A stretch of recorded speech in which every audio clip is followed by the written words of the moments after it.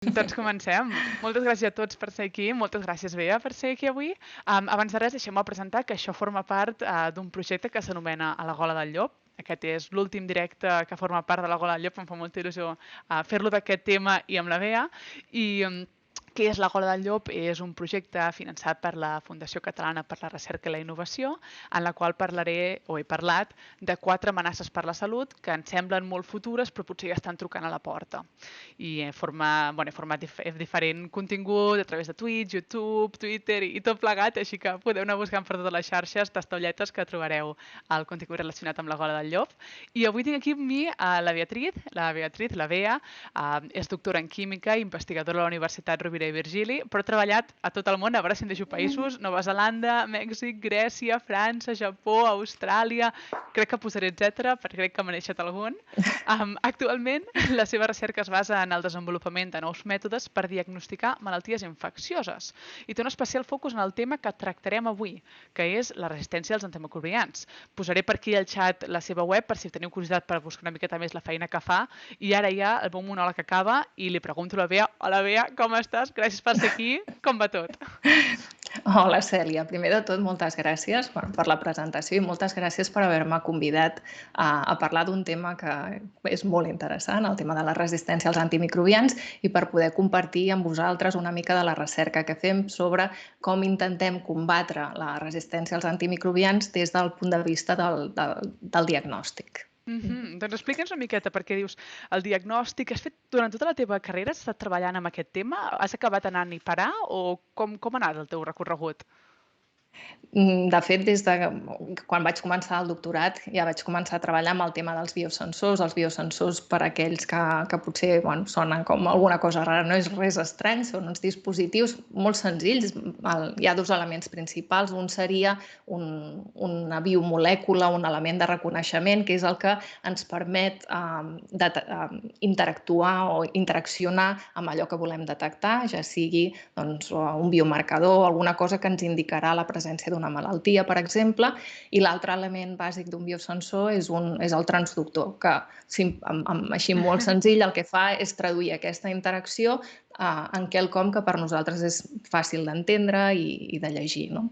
I sí, durant el doctorat vaig començar a treballar amb biosensors, el vaig fer a la Universitat Autònoma de Barcelona, i en aquell moment potser estava més centrat les aplicacions en temes de control de qualitat d'aigües. De fet, el meu doctorat en principi anava per aquesta direcció i després he fet ja no recordo quantes estades postdoctorals i anar enllaçant contractes, i sempre sí que és veritat que el tema dels biosensors ha estat allà, no? I m'han acompanyat fins al dia d'avui. I la recerca que fem avui en dia al laboratori, el que intentem és desenvolupar aquesta nova generació d'eines de diagnòstic que de fet estan basades en biosensors. Fa molta gràcia perquè vens de l'àmbit com més de la química o de doctora en química, però vas dient bio, i és molt xulo, no? Perquè al final demostra que les ciències estan tots els àmbits de les ciències necessiten els uns als altres, no? De fet, el que fem nosaltres és totalment multidisciplinar. Ja es diu, no?, que avui en dia la recerca, la tendència és aquesta, no?, combinar múltiples disciplines. Però, de fet, és totalment cert amb la recerca que fem. No només química, bioquímica, però la nostra recerca avui en dia es basa molt en temes de ciències de materials, nanotecnologia, hi ha una part d'enginyeria, nosaltres utilitzem electroquímica, seria una química física, treballem en moltes disciplines. La química ja em queda molt lluny, molt oblidada. Igual que jo, potser fa menys anys que vaig fer química, però també la tinc oblidada. Sí. Al començament he dit una miqueta els països per on has anat a parar i ja t'explicaves que de postdoc en postdoc vas anar donant una miqueta la volta pel món. Això és quelcom que passa perquè tu ho busques? És quelcom que passa per l'atzar? Com ha anat passant? De fet, quan jo vaig marxar la primera vegada que vaig marxar va ser al final, l'últim any de la carrera de química. Vaig poder gaudir d'una beca de mobilitat per marxar a Mèxic. I, de fet, allà va ser el meu primer contacte amb la recerca, amb un tema diferent. Era per l'anàlisi d'hidrocarburs poliaromàtics, en particular PM10 de l'aire, temes de contaminació d'aire. I és on vaig descobrir que això de la recerca em motivava, de manera que quan vaig tornar cap a casa vaig decidir, o vaig intentar, i va poder ser, de fer un doctorat. Però sí que és veritat que, per una part, tenia aquesta passió de la recerca, que sempre m'ha acompanyat, però per una altra part em motivava molt el fet de poder viure a altres països, de conèixer altres cultures, de veure maneres diferents de fer les coses, de fer la recerca, evidentment, i m'ho vaig poder anar combinant per viure diferents experiències.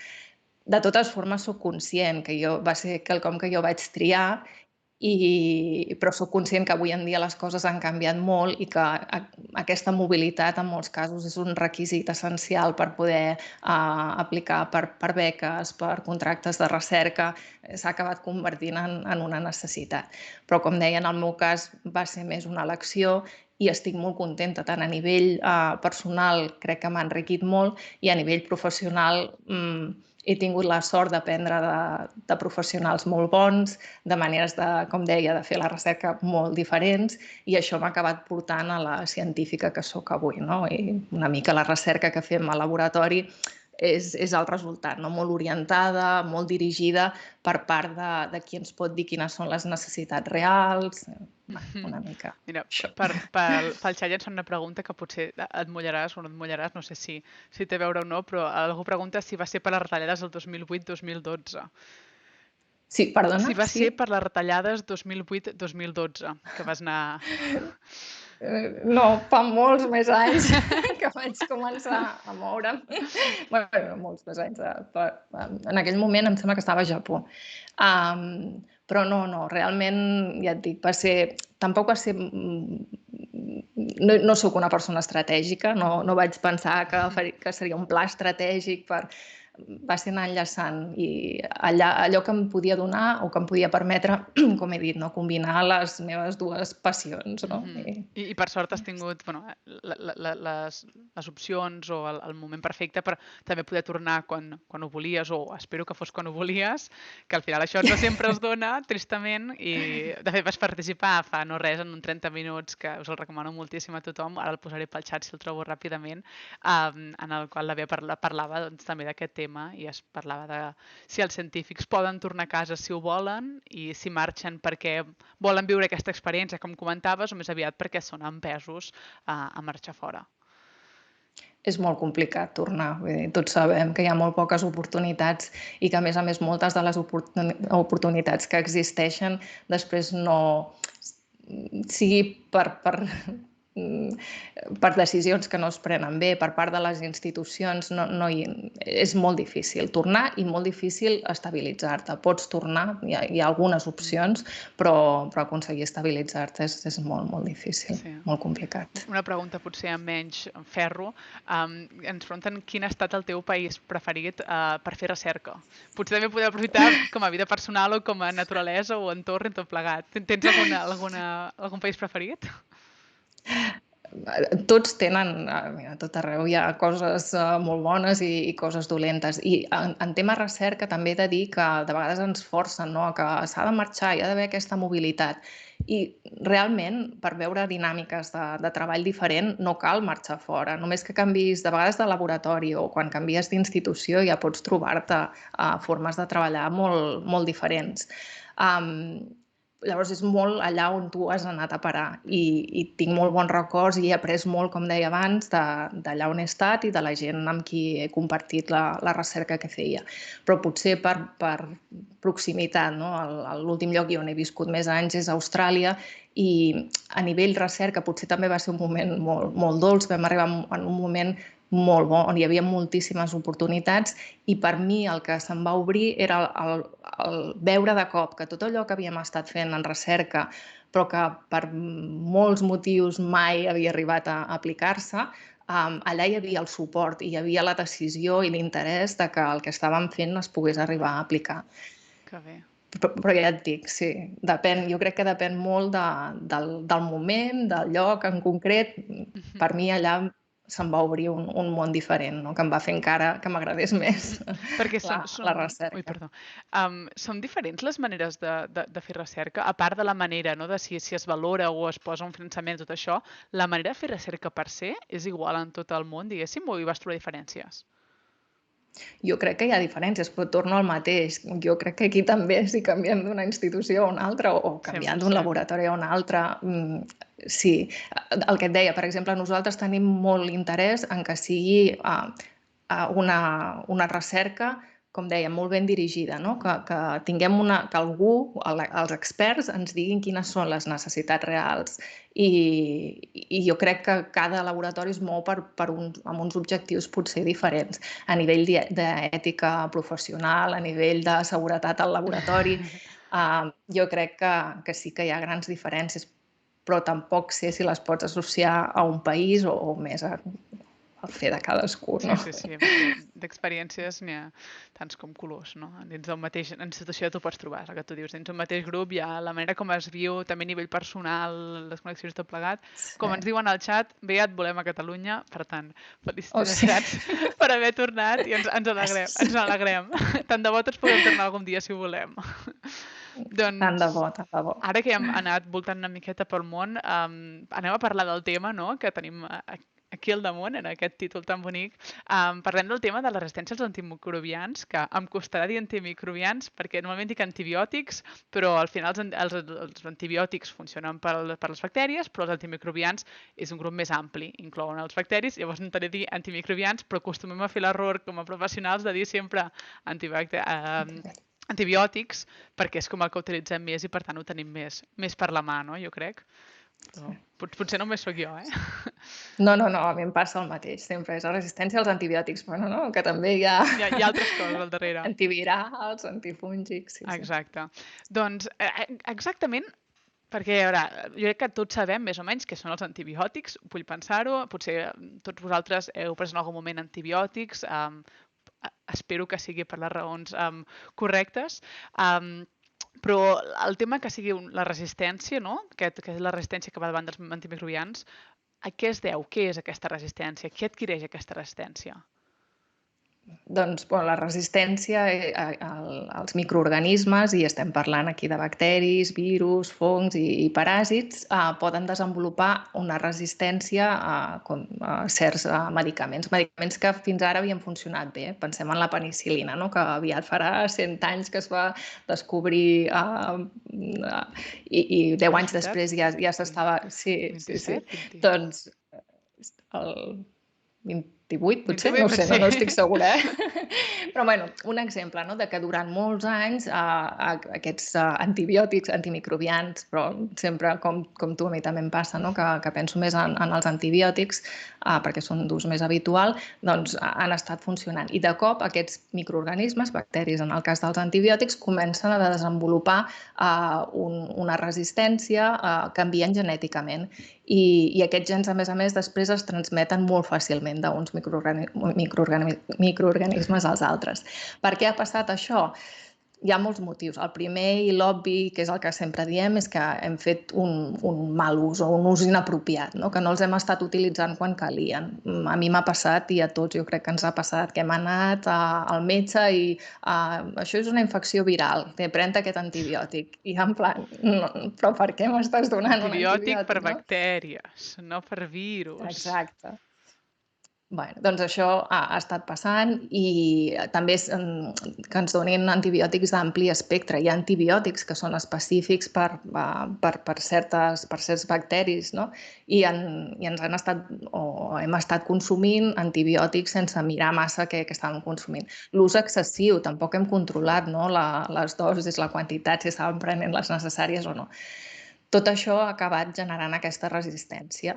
Però no només això, hi ha altres factors com poden ser la contaminació, el canvi climàtic, que s'ha demostrat que també han fet, no? que els microorganismes comencin a evolucionar genèticament i comencin a presentar aquestes resistències. I tot això ha fet, com tu molt bé dius, ha portat aquesta amenaça, que l'OMS reconeix, no? com una de les 10 amenaces més importants en salut global, i que si no ho aturem, si no intentem posar remei, les previsions són que de cara al 2050, no?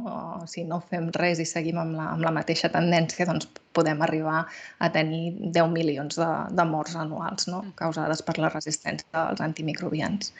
Jo crec que el que és molt important és entendre que és un problema molt complicat, que no es pot resoldre només des d'una perspectiva, perquè hem de ser conscients que estem implicats humans, animals, plantes, al medi ambient, i que només si som capaços d'intentar trobar solucions adoptant aquesta perspectiva més global, és de l'única, que és el que es coneix com l'estratègia del One Health. Sí, just anava a dir-ho, una salut, no? One Health, que al final no pots mirar un tema com aquest només des dels humans, sinó que és una imatge general que has de mirar.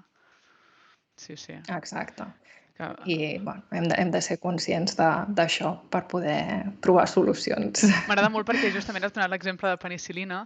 No sé si saps, però quan el Fleming va guanyar el Nobel, quan es guanya el Nobel, ha fet aquí, molt a prop d'aquí, perquè estic a Suècia, a part de fer el discurs guanyador de «Ei, moltes gràcies, soc molt feliç», a part d'això, normalment es dona una xerrada, que de fet jo vaig anar a veure la d'aquest any i són molt, molt impressionants, no? Perquè tens el Nobel al davant, que et fa la xerrada d'explico el que he descobert. I totes estan penjades a la web, i la de Fleming és superinteressant perquè després d'explicar com va aconseguir descobrir-ho, o la serendipitat, no? De com va aconseguir trobar què eren els antibiòtics, que va ser com per un error o per casualitat, no? Però al final hi ha una feina al darrere després de dir, vale, he trobat això, que sembla que mata els bacteris, a veure com ho puc extreure, com ho puc aconseguir fabricar i tot això. Doncs quan va acabar la seva xerrada, és que em sembla flipant, perquè això és als anys 20, no? Diu, compte per això, perquè tots aquests medicaments no es poden prendre amb uns nivells que facin mal als humans, però es poden prendre massa poc com perquè no facin prou de mal en els patògens. Llavors deia, ho hem vist ja al laboratori i ho hem vist també en humans. I us posaré un exemple, i el seu exemple sempre em fa molta gràcia perquè és com molt... ve molt del seu cor, diu, si el senyor X, perquè més li diu senyor X, no? Si el senyor X, si arribem en el moment en el qual els antibiòtics es poden comprar over the counter, que es diu en anglès, no? Que és sense una recepta, que pots anar a una farmàcia i te'ls compres perquè dius, em pica el nas, potser tinc un refredat, per si de cas em fan antibiòtics.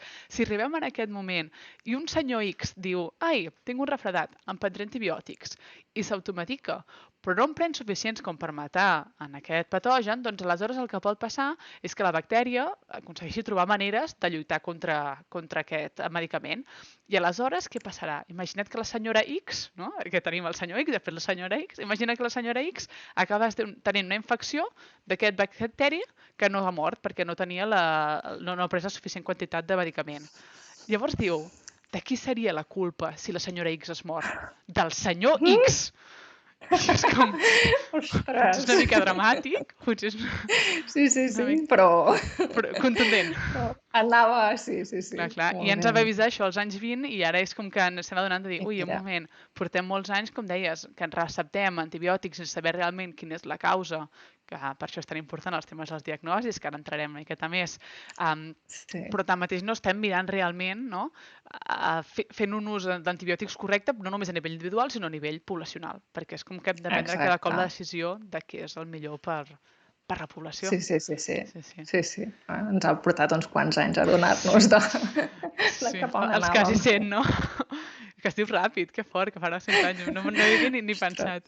Tot i que, com comenta l'Eduard pel xat, ell pregunta, en consum no adequat és pitjor el d'humans o el del sector agrari? Dius...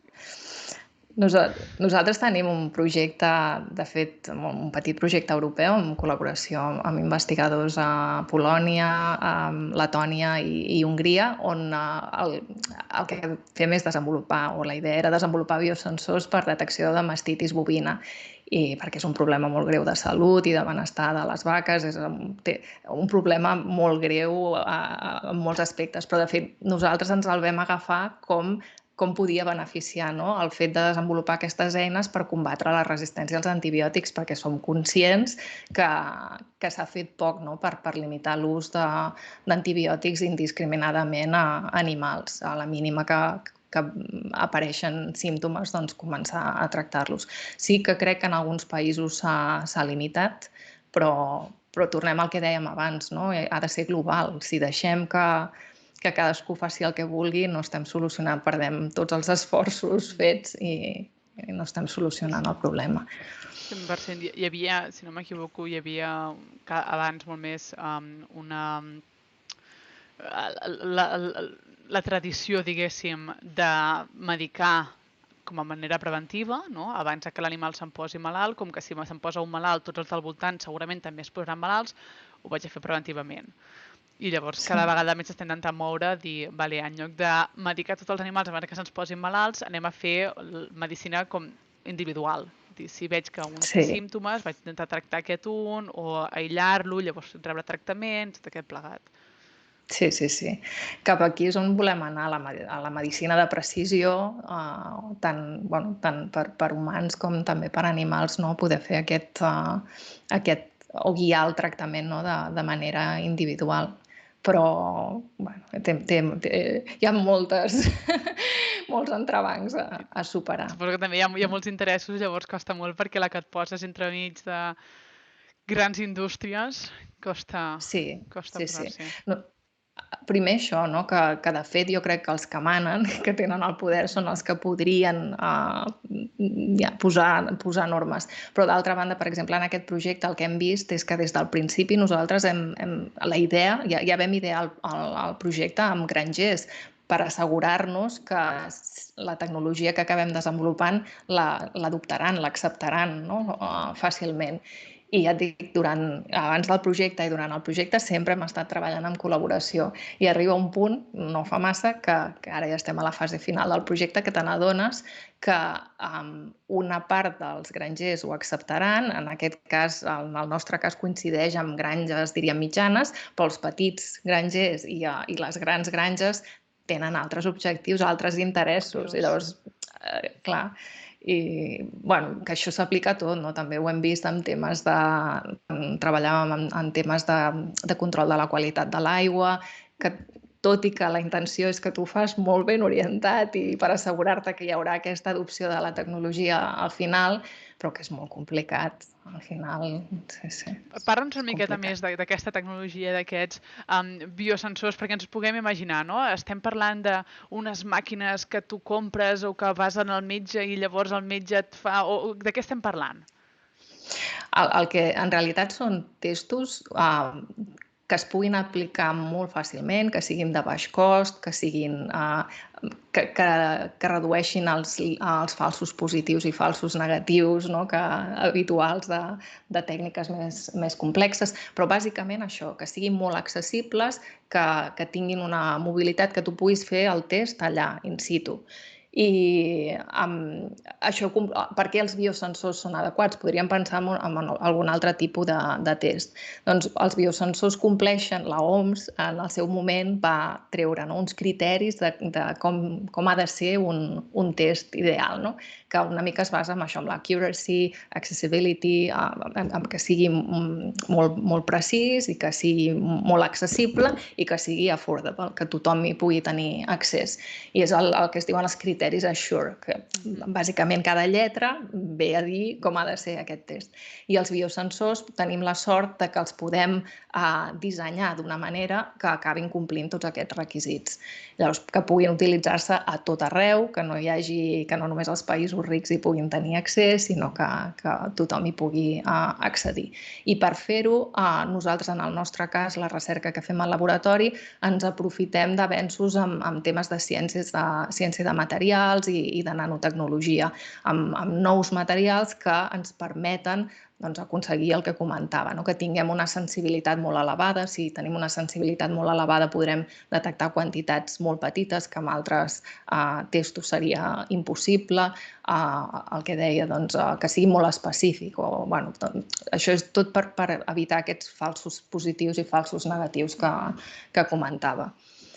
En el nostre cas, intentem que aquesta nova generació d'eines de diagnòstic en el tema de la resistència als antimicrobians vagi per dues, o tenim com dues perspectives. Una que és més la clínica, que l'objectiu final seria incorporar-los amb el que comentava abans, una medicina de precisió, on ràpidament puguem determinar si hi ha una necessitat de tractament i en cas que hi hagi necessitat de tractament, com ha de ser, amb quins antibiòtics o antimicrobians puguem tractar-ho, i també des d'una perspectiva més mediambiental, que en aquest cas el que volem és utilitzar aquestes eines per millorar el nostre coneixement o la nostra comprensió de com es desenvolupa, de com es transmet, de com es propaga la resistència als antimicrobians a l'ambient.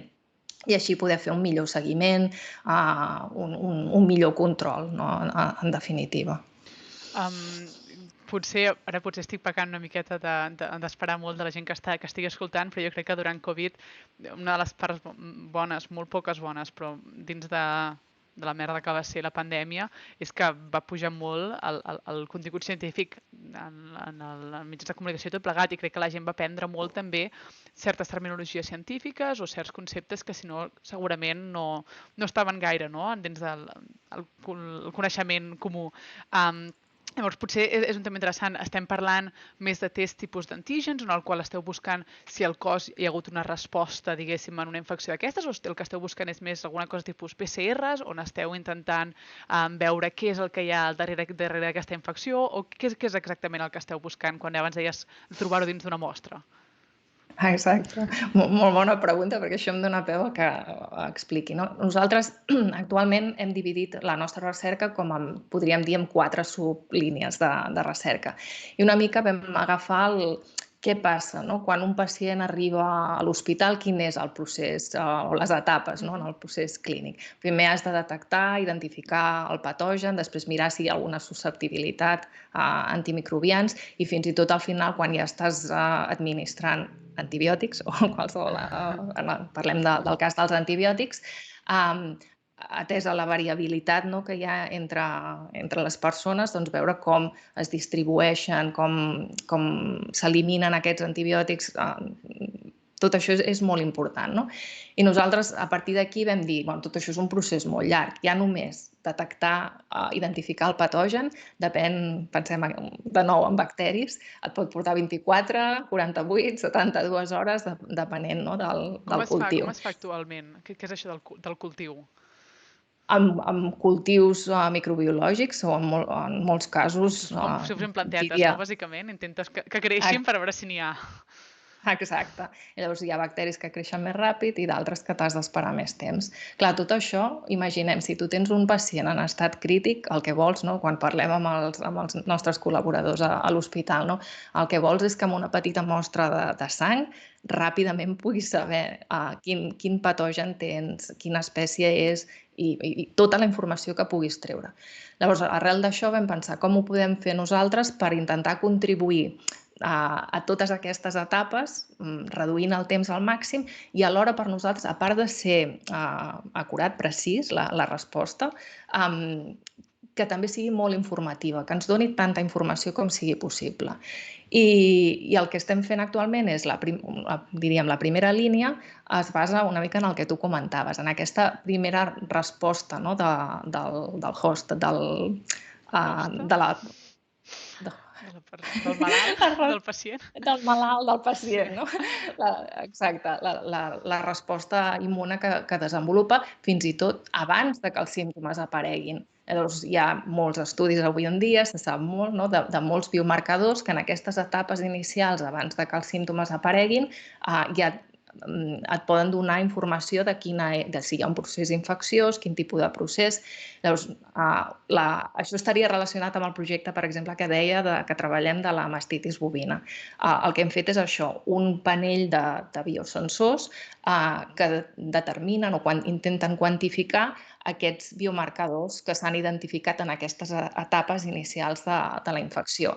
Això és superimportant perquè si ho podem fer abans de que els símptomes apareguin, abans de que el patogen es comenci a replicar, estem molt ben situats per poder actuar ràpidament, no només amb el pacient, donar-li el que necessita, sinó també aturar la possible propagació d'aquesta resistència. Després tenim una segona línia de recerca on el que fem és detectar el patogen i aquí seria una mica també el que tu deies, dels testos aquests tenim un anticòs que és específic, pot ser anticòs o pot ser un altre tipus de receptor, que és específic per a aquest patogen. Exacte. Sí, molt bé. I el que nosaltres volem anar un pas més enllà perquè actualment hi ha testos que potser pot trigar mitja hora o nosaltres potser ho podem reduir una mica, però ja hi ha alguns testos.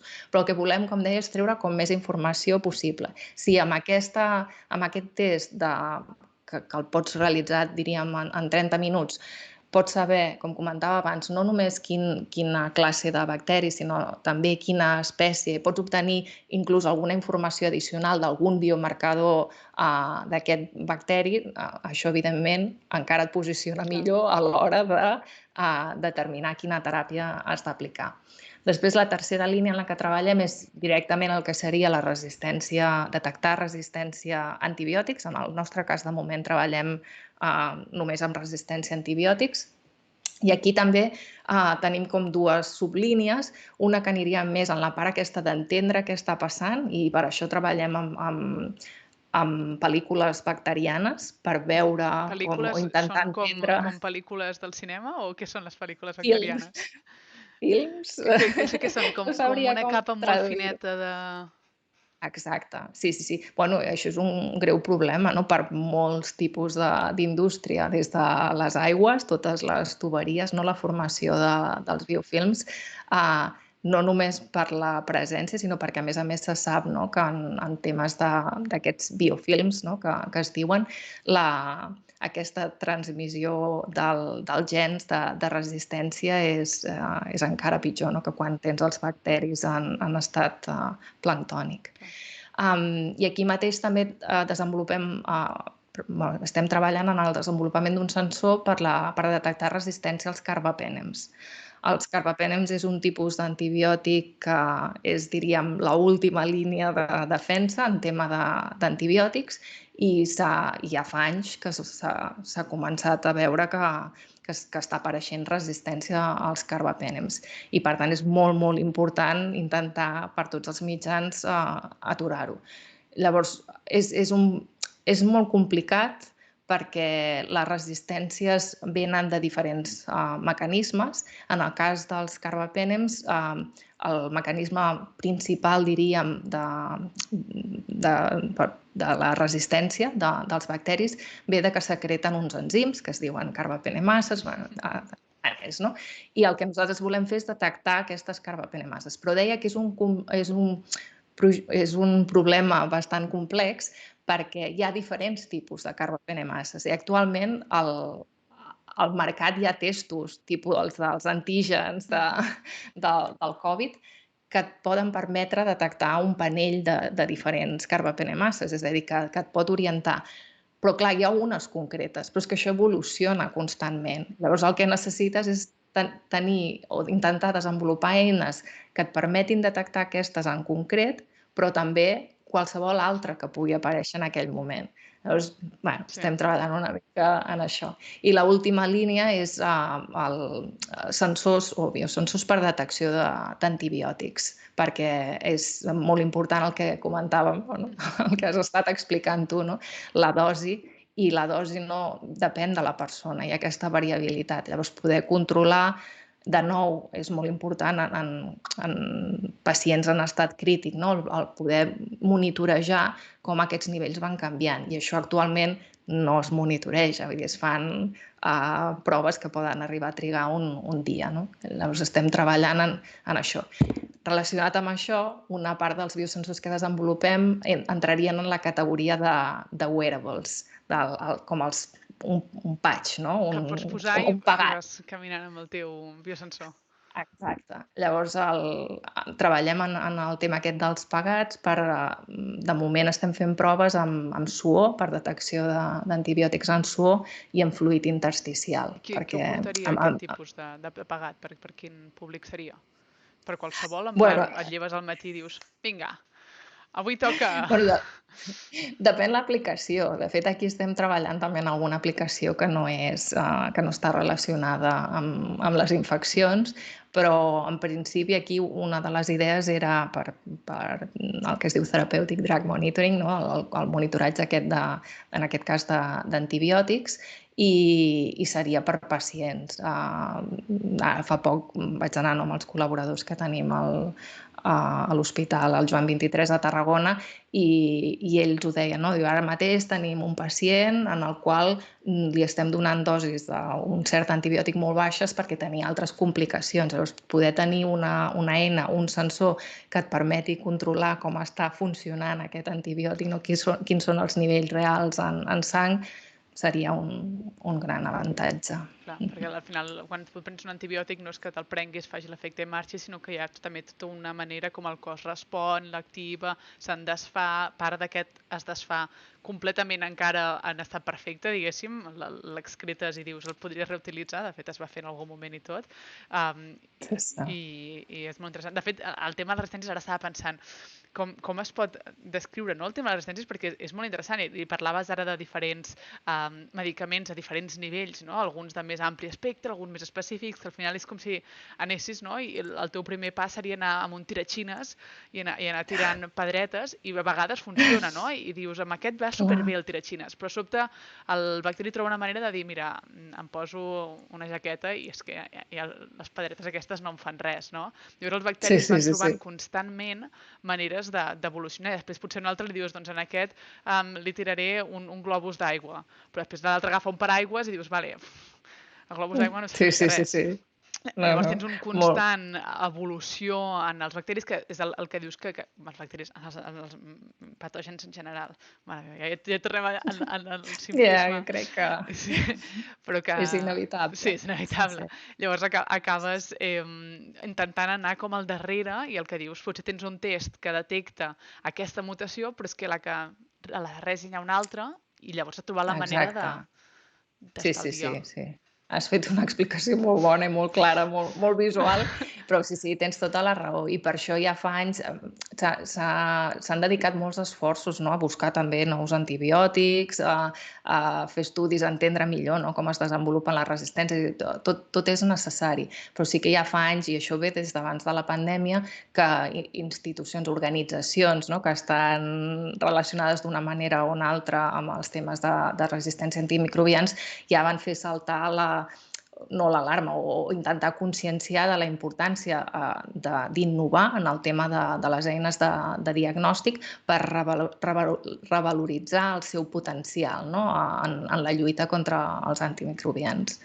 Sí. Perquè, a més, costa molt, no?, d'entendre quin és realment l'impacte. Hi ha estudis intentant entendre doncs, la prevalença de resistències i coses així, però al final costa perquè no hi ha un monitoratge constant. Perquè quan tens un pacient a la que pots, dius, bueno, li vaig a donar antibiòtics, i potser fins i tot passes de fer aquest primer pas, no?, d'un diagnòstic de dir, vale, és un bacteri o no és un bacteri? Però és que ni que hagis fet aquest pas i dius, vale, és un bacteri, llavors és el que dius, i sí que té resistències. Doncs potser li dones el bacteri, li dones l'antibiòtic i no ho saps, perquè ja és resistent. Llavors seria molt interessant potser poder aplicar a nivell global, no?, un cert àmbit de monitoratge, de dir, ostres, aquesta àrea ara mateix té uns nivells molt alts de bacteris resistents a això. Exacte. Sí, és molt important treballar una mica el que dèiem abans, no?, amb aquestes dues vessants. Una és de tenir, jo em centro en les eines de diagnòstic, no?, com poden ajudar, però això, no?, de tenir aquestes eines per guiar la teràpia, però l'altra vessant també és molt important, no?, de poder utilitzar-les per millorar com fer front, no? Com poder controlar. I això implica, doncs, per exemple, a curt termini, si tens aquestes eines, pots fer control de portadors, que fins ara no hem parlat, però hi ha gent que som o que són, no? Portadors, que a ells no els hi afecta, però són portadors i que ho poden transmetre a altres persones o al medi ambient. En situacions d'un brot, quan hi pugui haver un brot del desenvolupament d'una resistència, doncs aquestes eines podrien ajudar, no? A identificar aquests portadors. Igual poden ajudar a controlar pacients pacients de risc, no? Que en aquell moment estan en aquesta situació. I així, doncs, després potser a mig termini, no? Anar més ja cap al monitorejar la propagació de la resistència i finalment poder fer uns estudis epidemiològics, no? Ja més a llarg termini.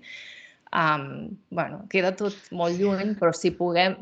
La idea d'aquestes eines és el que comentava abans. És molt important que donin molta informació, però alhora és essencial que siguin accessibles, que siguin de baix cost i fàcils d'utilitzar, que tothom hi pugui fer ús. I només d'aquesta manera doncs, es podria arribar a aconseguir o a intentar combatre la resistència als antimicrobians. I crec que no es pot emfatitzar prou la importància doncs, que tingui aquesta accessibilitat, perquè al final en molts temes diem sempre que si això afecta una persona globalment, té un efecte global, però en el tema de les infeccions, el tema de les malalties i amb el tema de les resistències, bueno, jo crec que és una animalada de saber que hi ha gent que que és portadora, no? O fins i tot pateix infeccions de bacteris amb resistències, tot i que aquella persona no ha pres mai antibiòtics, i que, lògicament, tens una part del món, no?, que està patint una càrrega molt més forta en quant a resistències a antibiòtics, que no són justament la mateixa gent que ha estat abusant d'antibiòtics durant molts i molts anys. Clar, és molt fort. I nosaltres sempre pensem, no?, bueno, mentre aquí a casa en tinguem antibiòtics, tot bé. Però...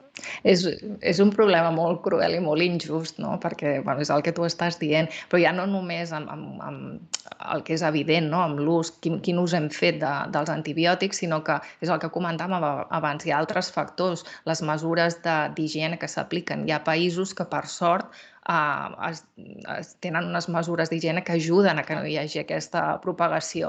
Però hem de ser conscients que si aquests països més rics no ajuden als països que no tenen els recursos per poder implementar aquestes mesures d'higiene, per lluitar contra la contaminació de la mateixa manera que poden lluitar altres països, de nou el que dèiem abans, són esforços perduts. I a nivell polític, no? Hi ha aquesta part que dius, necessitem no només prendre decisions a nivell local, sinó també intentar ajudar perquè tothom pugui prevenir, ni que sigui no només detecció i tractament, sinó prevenir. Si tenim una bona higiene, aleshores podem evitar ja molt. Si tenim una bona nutrició, també podem fer front molt més fàcilment a infeccions i coses d'aquestes.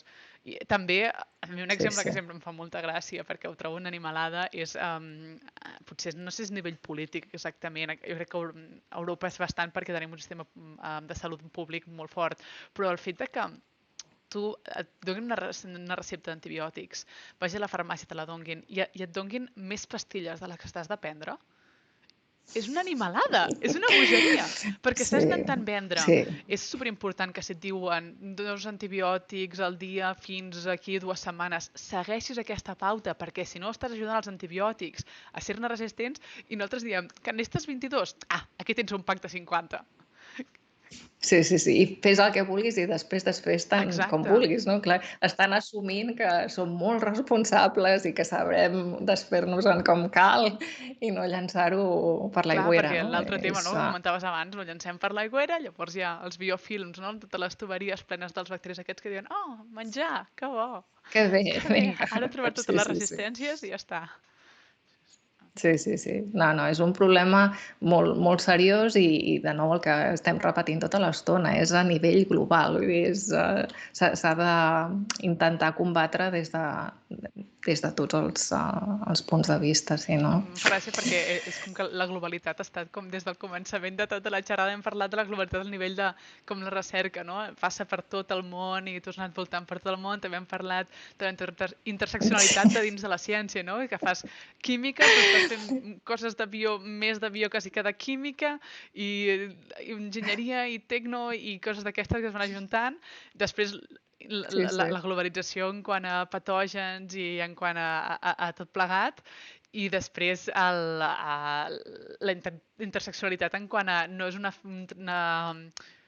accions que haguem de prendre a nivell només individual, polític, global, farmacèutic i tot això, sinó que ha de ser una cosa que tothom ajudi, tothom col·labori, One Health, animals, Sí. humans, Exacte. aigua, vull dir... Sí. Sí, per bé o per mal, és global, sí. És difícil, a part del canvi climàtic, és difícil, jo crec, trobar un tema en quant a salut que tan bé ho linki absolutament tot.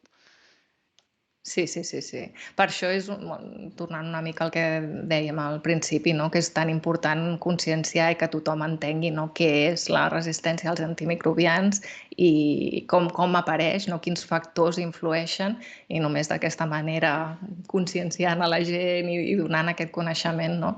Potser podem treballar tots junts per millorar-ho. I ara linkant-ho amb el tema de la gola del llop. Mira, anava just a preguntar-te si hi ha estem a la gola del llop o no, però abans, pregunta del xat. Diuen, pregunta que no sé si té resposta. Al 23J hi ha alguna opció o línia política que pugui donar més suport a la innovació i les recerques científiques? És una molt bona pregunta. Sí, a veure, els governs tenen molt poder i per tant són els que poden decidir. Clar, aquí entrem a governs de cada país. Al final tots han d'anar a una, no? I això encara és més complicat, però com a mínim a nivell de cada país doncs, prendre unes mesures adequades. I aquí fa molt també la recerca. Si donen el suport adequat evidentment això pot ajudar, no? a combatre de millor manera, no? la resistència als antimicrobians. De totes formes, jo ho veig de les dues, que és un risc, en definitiva. Sí, pot ajudar, però és un risc, perquè tant pot ser positiu, quan els polítics prenen decisions, no? Pot ser positiu o pot ser negatiu. Igual, a nivell de recerca, no? El que veiem és que de vegades les decisions que es prenen, ja no només a nivell de política, sinó també a nivell institucional, poden acabar afectant de manera inesperada a la qualitat de la recerca que s'està fent, no? De vegades es prenen decisions molt a la lleugera sense tenir molt clar, no? Quin pot ser l'efecte, què pot desencadenar. Per tant, jo crec que tenim al davant que vés a saber què passarà. I diria que...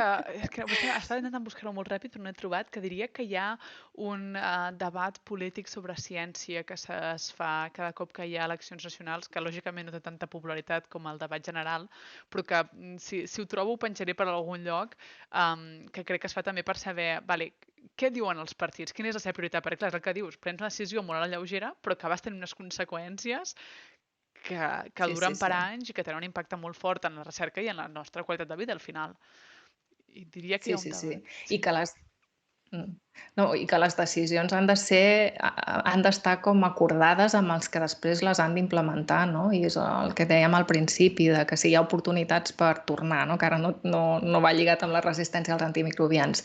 Hi ha oportunitats, però si no hi ha una manera de forçar a que s'implementin com s'haurien d'implementar, al final és que no porta allà on tots voldríem. Per tant, molt important prendre bones decisions, però també assegurar que aquestes decisions aniran pel camí correcte. I ara ja sí que faig la pregunta, que és, hem estat parlant de la resistència dels antimicrobians i parlant doncs, de l'important de la interseccionalitat, el poder que tenim tots com a individus, però també a nivell de societat, els polítics, tot plegat. Hem parlat una miqueta també de les eines de diagnòstic i tota la teva recerca que estàs fent. I ja em pregunto, vale, sabent on estem, d'on venim, la feina que tots els científics o molts científics estan fent en aquest àmbit, com per exemple tu, creus que estem a la gola del llop en aquest tema? Hauria de dir que no, però sincerament penso que sí tornem al mateix, és perquè és un problema global, que nosaltres podem prendre bones decisions i bones mesures, però que si no s'arriba a conscienciar de que tothom hi ha de contribuir, jo crec que no anem Farem per uns bon agafi camí. De compassats. totes formes, hem de ser optimistes i pensar que, No, ja que ho la has dit, Bea, societat... ja està. Ja no podem fer bé, ja està. Ja ho has dit, ja has dit que ja estem. No. Bueno, ho sento. Potser és el dia. No, jo estic d'acord, és un tema complicat. Bueno, és allò que dius, i estem a la Coll Llop, encara hi podem sortir-ne? Sí, si fem prou feina en Sí, podem sortir, i potser no ens en passa, sí, però està a punt de fer la primera queixalada. sí. Sí, estic d'acord amb tu. Vull dir, la part positiva o optimista, diguem-li, és que sabem què hem de fer per poder combatre la resistència als antimicrobians. Ara el problema és aplicar-ho, però sabem el que hem de fer, no?